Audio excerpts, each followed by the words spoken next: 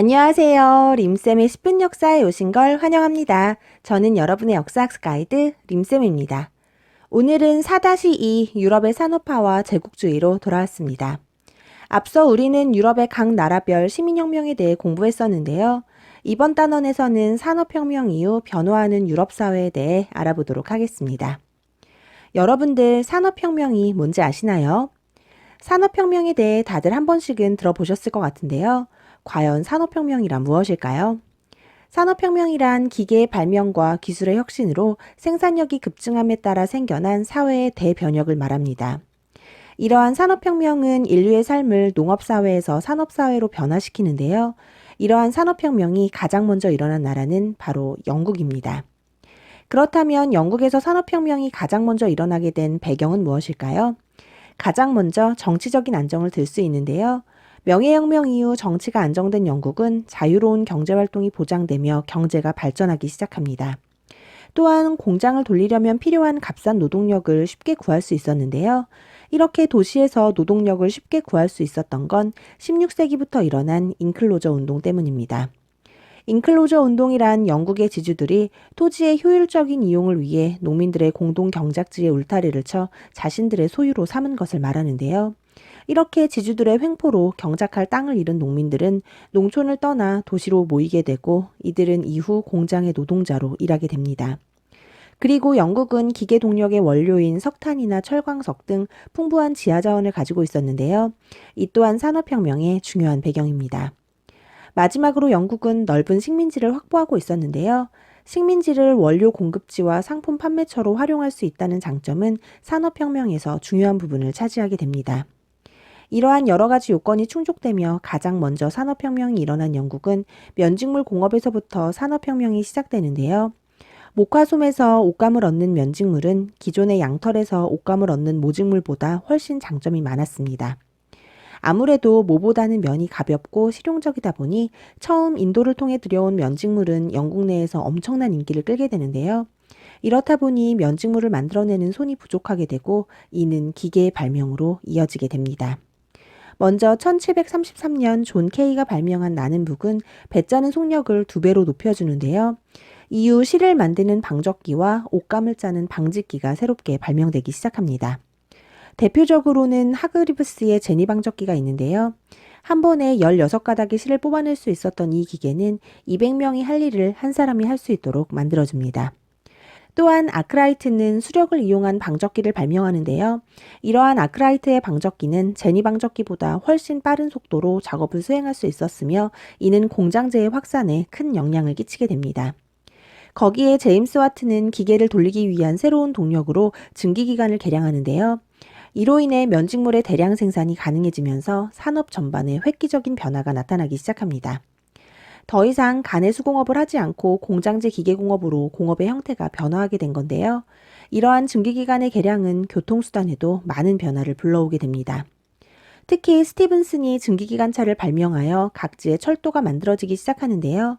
1830년 세계 최초로 리버풀과 맨체스터를 잇는 장거리 철도를 부설하게 됩니다. 또 미국에서는 풀턴이 증기선을 개발하고 이 밖에도 도로와 운하 건설이 활발하게 이루어지는 등 교통통신이 발달하는데요. 원료와 물자의 운송을 쉽게 만들어준 교통통신의 발달은 산업 발달을 더욱 가속화시킵니다. 이렇게 발달된 교통통신으로 영국의 면직물은 세계 시장을 장악하게 되는데요. 이후 서양 각국이 영국의 기계와 기술을 도입하며 산업화를 추진하기 시작합니다. 영국의 뒤를 이어 19세기 전반에는 프랑스와 벨기에가, 19세기 중반에는 미국과 독일이, 그리고 19세기 후반에는 러시아가 산업화를 시작하는데요. 이러한 산업혁명의 확산으로 철도 건설과 광산 경영은 더욱 활기를 띠게 됩니다. 이러한 각국의 본격적인 산업화를 2차 산업혁명이라고 부르는데요. 1차 산업혁명이 석탄과 철을 주 원료로 한 면직물 공업의 발달이었다면 2차 산업혁명은 석유와 철강을 주 원료로 한 화학공업과 전기공업의 발달입니다. 이렇게 철강과 기계, 석유화학 등 새로운 산업 분야가 개발되며 대서양을 횡단하는 케이블이 설치되고 벨에 의해 전화가 발명됩니다. 거기에 에디슨이 백열등을 발명하는데요. 이를 시작으로 전기동력을 사용하게 됩니다. 또한 석유를 이용한 자동차가 독일에서 처음으로 개발되는데요. 이게 바로 칼 벤츠의 최초의 자동차입니다. 지금도 명품차로 많은 사람들에게 인기를 끌고 있는 벤츠라는 브랜드는 자동차를 처음으로 만든 칼 벤츠의 이름에서 딴 것입니다.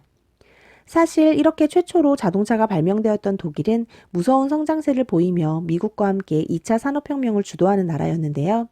이를 통해 독일과 미국은 공업 강국으로 성장하게 됩니다. 이렇게 산업화로 전 세계적인 변화가 생기면서 자본주의라는 새로운 개념이 등장하고 이러한 자본주의는 경제 발전을 더욱 가속화시킵니다. 이로 인해 사람들의 생활은 이전에 비해 훨씬 더 풍요롭고 편리해졌으며 지역 간의 교류도 더욱 활발하게 이루어집니다. 이렇게 여유로운 생활을 누리게 된 사람들은 기술의 발전이 곧 인간사회의 발전이라 주장하는데요. 유럽의 각국은 자신들의 기술력을 과시하기 위한 만국박람회를 경쟁적으로 개최하기도 했습니다. 이건 제1회 만국박람회가 개최된 영국의 수정국 내부의 모습인데요. 30만 장이 넘는 유리로 벽을 세우고 그 안에 자신들의 최첨단 제품들을 전시했습니다. 이후 프랑스 역시 만국박람회를 개최하는데요. 우리가 너무나 잘 알고 있는 파리의 상징 에펠탑이 이때 세워진 것입니다. 하지만 이러한 산업혁명은 과연 장점만 있었을까요? 절대 그렇지 않겠죠? 산업혁명으로 자본주의가 발달함에 따라 자본가와 노동자라는 새로운 사회계급이 등장하고 이 두 계급 간에 심각한 갈등이 발생하게 됩니다. 가장 먼저 노동 문제가 있는데요. 산업혁명 초기 자본가는 노동자들에게 강도 높은 장시간 노동을 강요하면서도 정말 적은 임금만을 지급하게 됩니다. 하루에 19시간씩 일을 시키면서 휴식 시간은 식사와 간식을 먹는 고작 1시간. 새벽 3시 출근에 혹시라도 지각을 하면 임금을 4분의 1로 줄이고 일하는 중에 폭행은 기본이었던 당시 노동자들의 삶은 정말 노예의 삶과 다를 바가 없었는데요. 놀랍게도 이러한 가혹한 노동을 강요받는 사람들 중에 어린아이들이 있었습니다. 이러한 자본가의 말도 안 되는 횡포에 노동자들은 더 이상 참지 못하고 들고 일어나 이 모든 원인을 기계 탓으로 돌리며 기계 파괴 운동을 벌이는데요. 이를 러다이트 운동이라고 합니다. 이후 노동자들의 의식은 점차 성장하여 노동조합을 만드는 등 자본가 계급과 대립하게 되고요. 이 두 계급 간의 양극화 현상은 더욱 심화되어 심각한 빈부격차가 생기게 됩니다. 문제는 이뿐만이 아니었는데요. 산업혁명으로 인해 도시의 인구가 급증하며 심각한 도시 문제가 생기게 됩니다. 주택가, 화장실, 상하수도 시설이 미비하여 각종 질병과 전염병에 노출되고요. 공장의 가동으로 심각한 환경오염이 발생하기도 합니다. 이러한 가운데 자본주의 체제의 모순을 비판하는 새로운 사상이 출현하는데요. 바로 사회주의입니다. 사회주의는 크게 공상적 사회주의와 과학적 사회주의로 나뉘는데요. 공상적 사회주의자의 대표적인 인물은 영국의 오원으로 협동을 통한 부의 평등을 강조하고 있습니다. 한편 과학적 사회주의자들은 자본주의 사회의 붕괴와 노동자들의 혁명을 강조하고 있는데요. 이러한 과학적 사회주의의 대표적인 인물이 바로 마르크스입니다. 마르크스는 자본주의는 필연적으로 붕괴될 것이며 노동자들의 혁명을 통해 사회주의 사회가 도래할 것이라 주장하고 있습니다. 이렇게 장점과 단점을 모두 가지고 있는 자본주의의 발달은 이후 또 어떤 모습으로 변화하게 될까요? 그 뒷이야기는 다음 시간에 계속 이어가도록 하겠습니다. 오늘은 영국을 시작으로 일어난 산업혁명과 유럽의 산업화에 대해 공부해봤는데요. 오늘 준비한 내용 여기까지입니다. 오늘의 중요 포인트, 영국에서 가장 먼저 발달한 산업혁명의 배경과 그 과정 중요합니다.